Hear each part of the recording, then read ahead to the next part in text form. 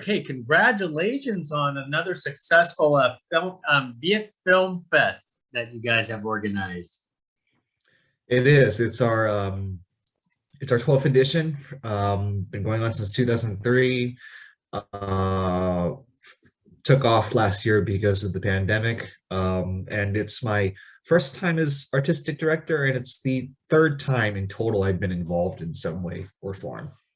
So very happy that we brought it back for this year. I know a lot of moviegoers are going to be pleased, especially for this one. So tell us what the mission is for the Viet Film Fest. So the mission for Viet Film Fest is pretty much tied into the mission of the parent organization, which is the Vietnamese American Arts and Letters Association. And that is to foster Vietnamese voices through art. Whether we have other programs that deal in fine art, we've done music in the past, but this is our probably our most popular program, which is Viet Film Fest. And as you can imagine, the films that are eligible for this festival are movies made by and or starring Vietnamese Americans, and the Vietnamese diaspora around the world, and that is reflected in the very international lineup of the festival. We have films from obviously Vietnam and the United States, but also Canada, Great Britain, France, Germany, and Japan. And we've had, of course, many other nations, films from many other nations that have made it in previous years. Oh, and I forgot this year, Australia as well. Australia has a few. Well, that is excellent news. How many films are featured this year? I believe it's more than a dozen, and several dozen short films, I believe. Yes, it is. I believe it is 38 short films and 17 features, if I'm correct. So, which is actually, I think, I could be wrong. I'm not aware of some of the earlier film festivals and how many they had exactly, but I want to say that that's more than I've ever seen for this festival. And I think it also helps that it is virtual this year. I don't think we would have as many if it wasn't virtual, because I think there are some filmmakers who are still very skittish regarding in-person screenings. And we've, in a way, struck a balance with that. It is almost entirely virtual film festival. We do have a handful of in-person screenings, including last weekend. We had a doubleheader at the Frida Cinema in Santa Ana, and then we will have a drive-in at the Westminster Mall this coming Saturday evening, and that is for Bao Tran's The Paper Tigers, martial arts comedy drama. And on the last weekend, also at the Frida Cinema, will be a free screening of some little movie called Raya and the Last Dragon. People may have heard of it. I don't know. So, and we hope in a future year we can get more of that in-person element in, obviously. So. Yeah, those are a terrific movie. Paper Tigers is directed by a Vietnamese director, and if I recall, Raya and the Last Dragon, the lead, she's Vietnamese. Is Kelly Marie Tran. Yes. Yes. So, yes. And then there are a few others in the voice cast of Vietnamese descent as well, including Talia Tran, who voiced the baby. And then there's Queen Nguyen, who is one of the co-screenwriters. He's a playwright, and he, again, co-wrote the film. So, and there were a lot of people of Vietnamese descent who were, perhaps they weren't featured at the top of the credits, but there were a lot of people behind the scenes on that movie as well. And I also want to mention you guys during this festival screened a very popular documentary, Be Water, which is I think it already screened, and that is directed by a Vietnamese director, right? Yes, it's excuse me, it's directed by another Vietnamese American, Bao Nguyen. Bao has divided a lot of his time between both sides of the Pacific. It is, yeah, that was a documentary, for those who don't know, of basically of Bruce Lee and his impact and his legacy on movie history, and a lot of the difficulties he faced, not just in and during his time in the United States, but in Hong Kong as well during his childhood and when he came back. That was an ESPN 30 for 30, so people may have seen that if they were dying for sports during the midst of the pandemic. Last year, I was certainly one of those people. That was probably the earliest Viet Film Fest entry I saw from this entire slate. So yes, we also have Be Water, and that is actually also free on our virtual platform. Wow, most excellent. Those are terrific films. So let's talk about the indie selections that you actually brought in. What are some of the most highlighted films that people could still check out, because we're in the middle of your film festival, but it's still going on for the next 9 days. Yeah, that's true. It is still going on, and actually people, excuse me, will have access to watch all of the movies, even the ones that debuted on day one, up through late night, October the 30th. I'm not exactly sure what time is the cutoff, but you still have plenty of days and a full weekend ahead to go ahead and see the films. But to answer your question, some of the other feature films that I would like to spotlight perhaps our opening night film, which was Tua Mac on D. The English title to that is Goodbye Mother.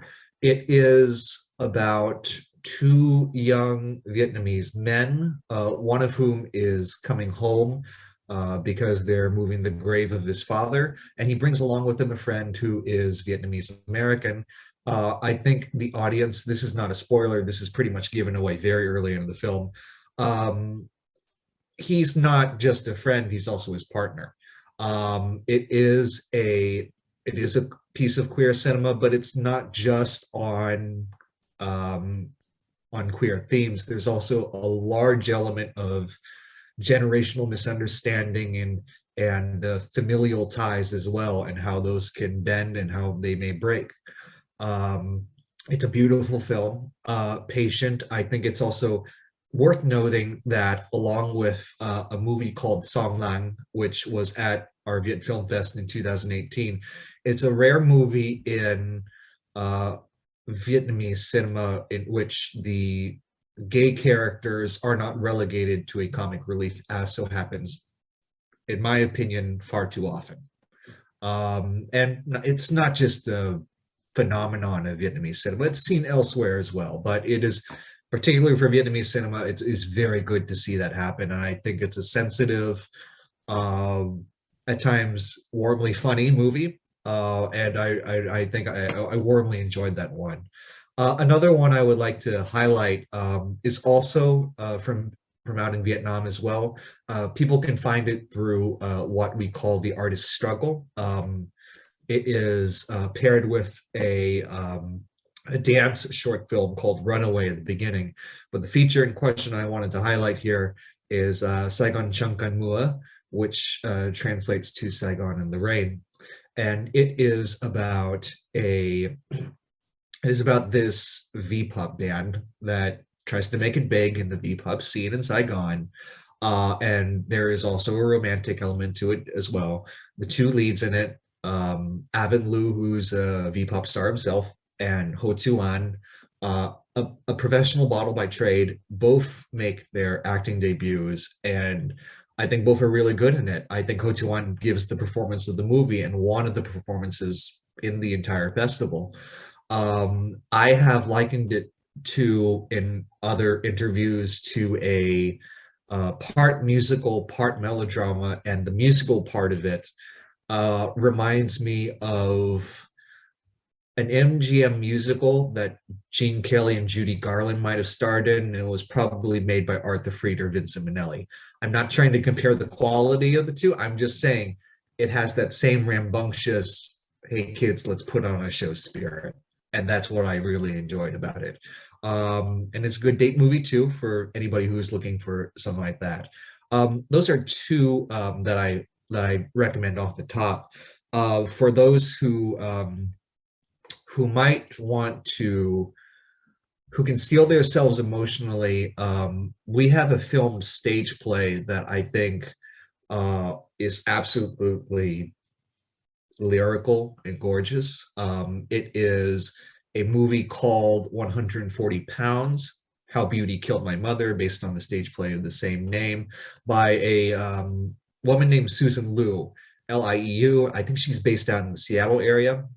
I could be wrong on that one.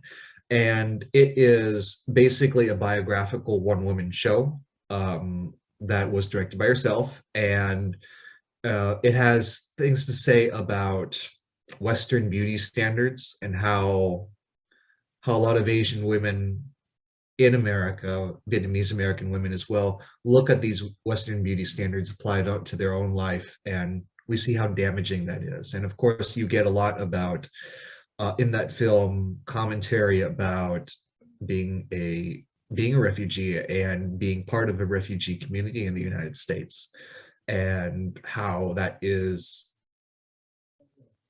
different from a lot of other, immigrant or other lived experiences in the United States. So that was another I wanted to highlight. 140 Pounds hasn't made its bow yet at our festival. It won't do so until it is Saturday, October the 23rd in the morning at 11 a.m. Pacific. So that's the last one I wanted to highlight, because I've taken a lot of time there, but I wanted to give folks a little more detail about that. Well, that sounds like a lot of great films. So so culturally, how has it sounds like we have lots of good films out of the Viet Film Fest. Culturally and socially, how has Vietnamese cinema has progressed here in the United States or around the world? Oh, that's a very good question.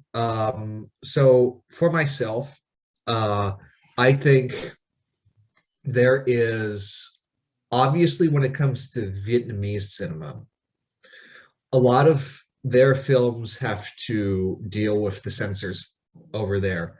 There's only so much they can do, only so much they can show.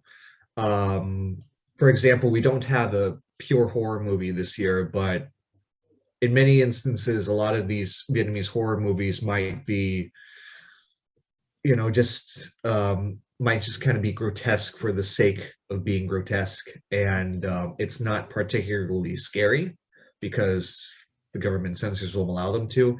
But even then, I think you have to see that within the confines of a limited system, you're able to get works that appeal emotionally. And I think there's a very noticeable increase in production value at the very least that has occurred over the last decade or so. The sets, the cinematography, the even musical sophistication in the score as well. You can hear and see this has improved steadily over the last decade, and hopefully it continues to grow along as well. And I think the baseline standard of acting as well, where you may not have had the most professional actors in the supporting roles, I think that standard has been raised as well. And I think you can see that sprinkled across the festival. As for the Vietnamese diaspora, now that's very hard to pin down because the Vietnamese diaspora is everywhere but Vietnam. And you have to, and it's much harder to write that story because they go by different cinematic traditions, whether that is of the United States or of Western Europe or other parts of Asia and Australia. I'll speak for the United States. There are, I think you see a lot of the Vietnamese American movies obviously are going to be short films. You haven't seen too much representation in the features, although that is again steadily changing. And I think there is a greater willingness, and now that there are more Vietnamese American filmmakers out there, they are tackling subjects that normally I don't think you would have heard from if you had, say, a white director.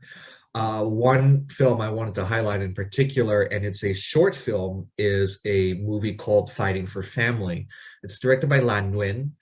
It is part of our Out from the Dark short film set, which premiered on the first day, actually, October the 15th.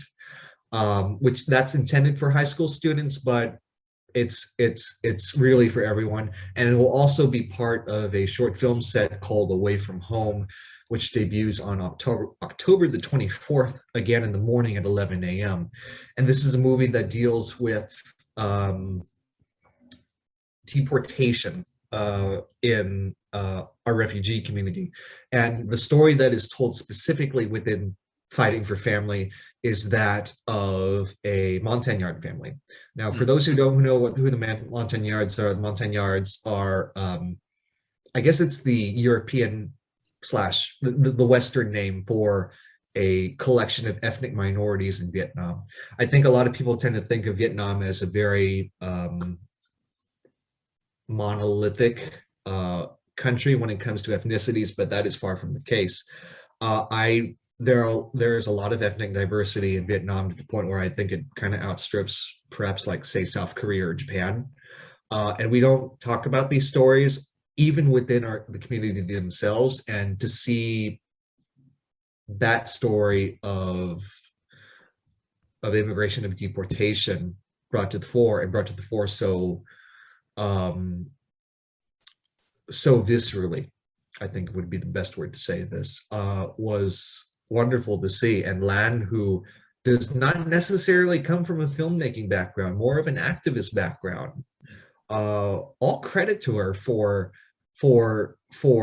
the construction of this movie, the knowing when to push the emotional buttons and when to hold back as well. It's profound, and it's movies like that I find truly compelling, and you are going to see more of these sort of stories. I mean, where else but Viet Film Fest, I must say. That's my general philosophy of things. I wish I could speak a little more to how the Vietnamese diaspora in Europe or in Australia are changing as well, but having been part of the festival for 3 editions so far, give me a little more time and then I'll get back to you on that one. Well, that is terrific to hear, because it sounds like a Viet Film Fest is proceeding with plenty of offerings and so on. So let me I've taken a lot of your time. So when people actually watch this and listen to and are interested in the films, where could they get the tickets? That's a good question. All of the information really is on our website, which is vietfilmfest.com. Just for everybody's information, we are offering this through the platform Eventive, which I think if you have attended a film festival or if you watched the Oscar-nominated short films earlier this year, you may already sort of be familiar with Eventive. Once you purchase your tickets on our website, you will have a week to hit the play button. And then once you hit the play button, you've got 72 hours to finish. So find some time. It will take, a good 90 to 120 minutes. And there may be a panel for some of the, for a lot of these short film sets and these features or shorts plus features as well.